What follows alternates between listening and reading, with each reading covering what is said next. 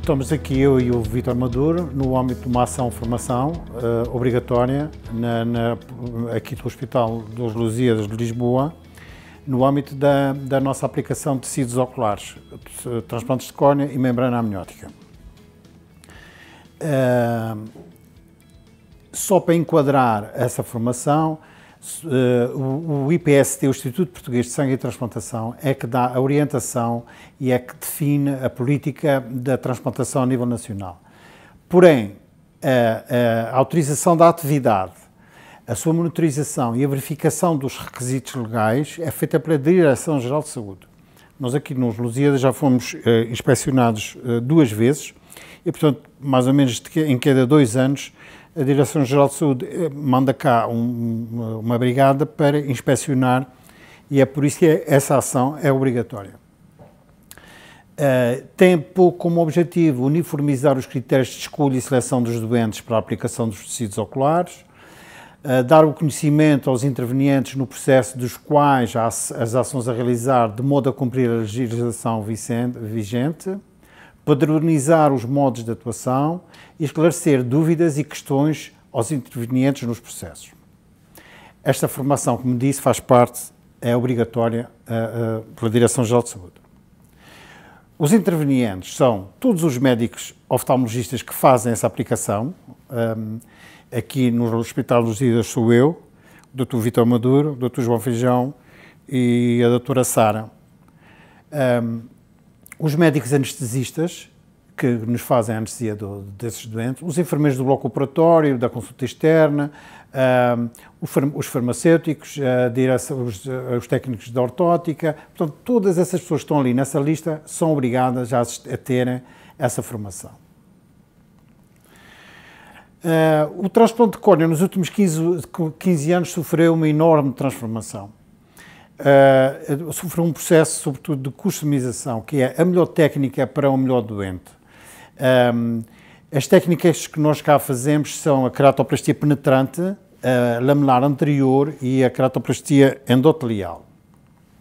A penetrante é substituir todas as camadas da córnea, faz sobretudo quando há uma opacidade estromal e envolve também o endotélio, com as opacificações graves, os queratocones após hidrópise aguda com rupturas da membrana de Bowman, deste MET, desculpa, e as causas tectónicas, sobretudo as causas pós-traumáticas. Na queratoplastia lamelar anterior é substituída, é dissecada a parte anterior do estroma, que está afetado, poupando o restante do estroma e o endotélio. Essa técnica é feita nas ectasias corneanas, nas opacidades e máculas cicatriciais, nas distrofias, nos destematocelos.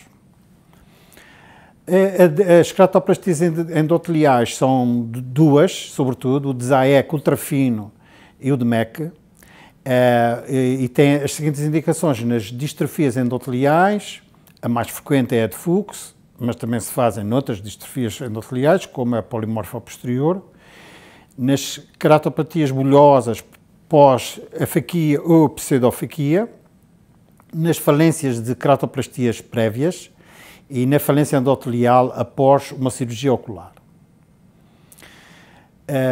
Agora, voltando para outro tecido ocular, que é a membrana amniótica, é utilizada na oftalmologia, sobretudo, como coadjuvante na cirurgia do pterígeno com autotransplante de conjuntiva limbar, na reconstrução da anatomia da superfície ocular externa pós um trauma físico ou químico, pós-cirurgias oculares, pós-simbléforos, nas úlceras neurotróficas estadio 2 e 3 e como adjuvante em cirurgias de transplante limbar, autólogo ou heterólogo. O Dr. Vítor Maduro vai falar agora sobre o enquadramento legal. Dentro do enquadramento legal da transplantação, em 2009 foi a primeira vez feita um enquadramento legal do que era a transplantação de córnea, não só de córnea como de outros órgãos sólidos e de células, e essa lei de 2009 foi a transcrição da diretriz europeia. De 2009 até hoje já houve 4 atualizações, a última delas em 2017. De salientar que o que nós fazemos na unidade de transplantes do Hospital dos Lusíadas de Lisboa está de acordo com o enquadramento legal que está subjacente. Porquê? Porque somos auditados pela DGS e temos que cumprir literalmente todas estas regras. E o que vamos falar a seguir é um bocadinho o enquadramento, a nossa transposição à prática deste enquadramento legal. Então, que importantes notas é que nós temos que dizer? A DGS para nós autoriza e verifica tudo o que nós fazemos do ponto de vista de qualidade. E isso implica que nós não podemos modificar nada da nossa atividade de transplantação sem dar conhecimento à DGS. Quer quando suspendemos uma técnica, quer quando adicionamos uma técnica, quer quando convocamos um doente para transplante, tudo isto tem que ser notificado à DGS. A documentação relativamente à transplantação tem que ser arquivada por um prazo de 30 anos, de modo a podermos ter sempre a rastreabilidade.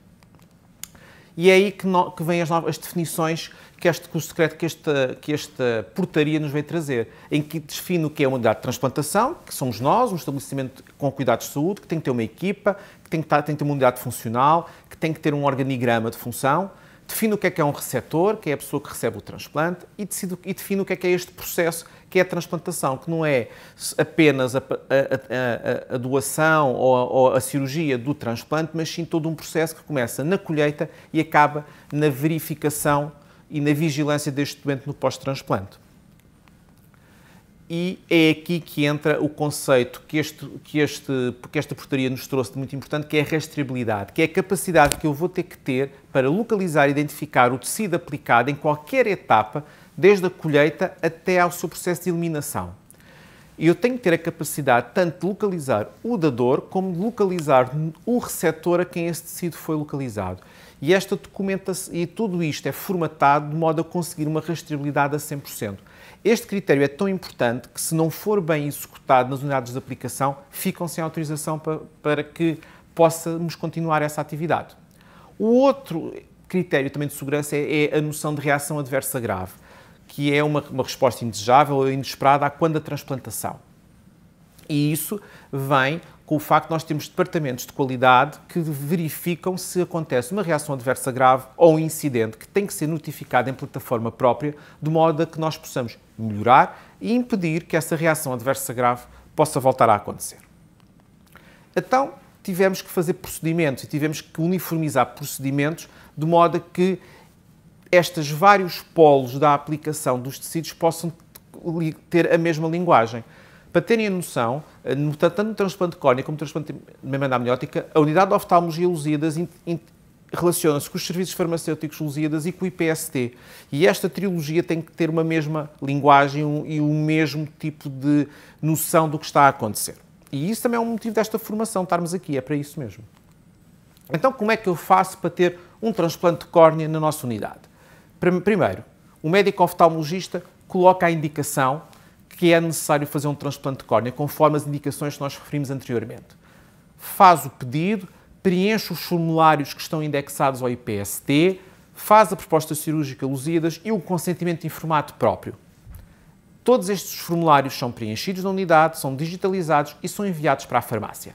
A farmácia entra em contacto com o IPST e entrega esta documentação ao IPST. E a partir daí o IPST faz a encomenda da córnea. Quando o IPST tem a córnea pronta para nos entregar, informa os serviços farmacêuticos, que nos informa que informa a unidade de oftalmologia que temos uma córnea. A unidade de oftalmologia aceita essa córnea, decide se essa córnea está adaptada ao seu doente e, se isso acontecer, notificamos a unidade de bloco operatório para marcarmos a data da cirurgia. O bloco reserva a sala. O agendamento cirúrgico convoca o doente, explicando-lhe a que horas e a que dia é que tem que comparecer. A farmácia ativa os serviços de logística para poder proceder ao transporte da córnea do IPST para as nossas instalações, verifica se a documentação que vem com a córnea está de acordo com o que está protocolado e verifica as condições de acondicionamento. Vêm 4 documentos, que nós já vamos também mostrá-los em seguida, de modo a verificar a qualidade do tecido. Se as córneas têm essa qualidade, são aceitos, ficam nos serviços farmacêuticos e são enviadas para o bloco operatório no dia e hora da cirurgia. No bloco, verifica-se a chegada do material de córnea, verifica-se se estão nas condições ideais, faz colheita de sangue de acordo com as regras que estão mandatadas pela portaria e o mesmo acontece às análises do meio de transporte da córnea, de modo a podermos aferir que está estéril.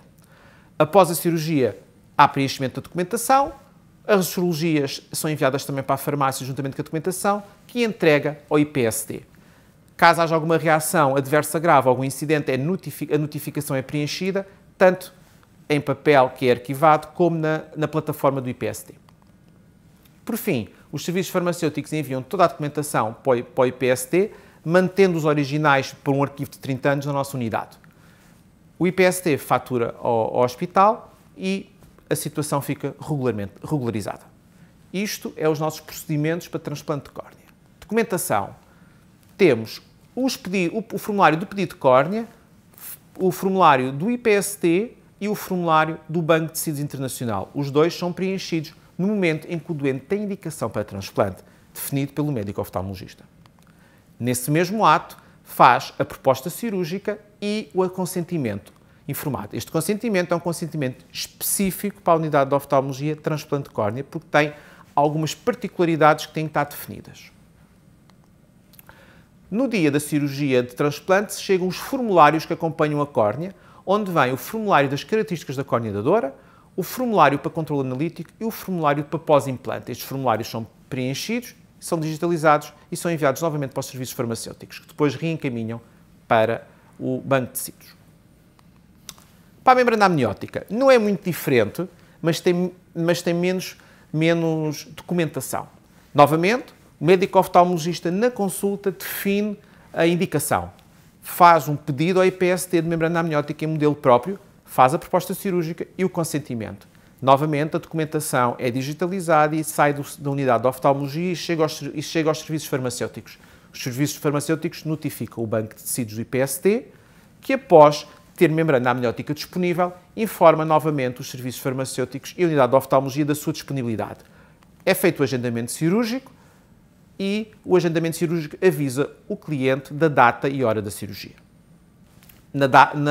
Os serviços de logística são contactados para irem buscar a membrana amniótica, que é entregue nos serviços farmacêuticos e, novamente, verifica-se as condições de acondicionamento e traz a documentação que vai ser importante a quando do implante. A membrana amniótica segue para o bloco operatório com a respectiva documentação. No bloco, novamente, faz-se o check das características do tecido, o check da documentação. Após a cirurgia, o oftalmologista preenche a documentação e essa documentação é depois novamente enviada para o banco de tecidos, mantendo-se novamente os originais na nossa unidade para arquivo. Que formulários é que nós temos? Temos o formulário de pedido de membrana amniótica, um formulário muito similar ao da córnea, mas dirigido à membrana amniótica. Temos o formulário do consentimento informado, também específico para a membrana amniótica, e o formulário da proposta cirúrgica.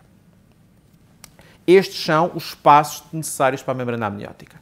Queria colocar se têm dúvidas ou questões ou comentários acerca desta metodologia que está inerente à nossa unidade, e a bibliografia que vos vou dar a seguir é a legislação que está subjacente e as normas que foram feitas entre os serviços farmacêuticos e a unidade de oftalmologia para tentar protocolarizar todos estes passos, de modo a que haja o mínimo dos erros e que todos nós conseguimos falar a mesma linguagem. Obrigado.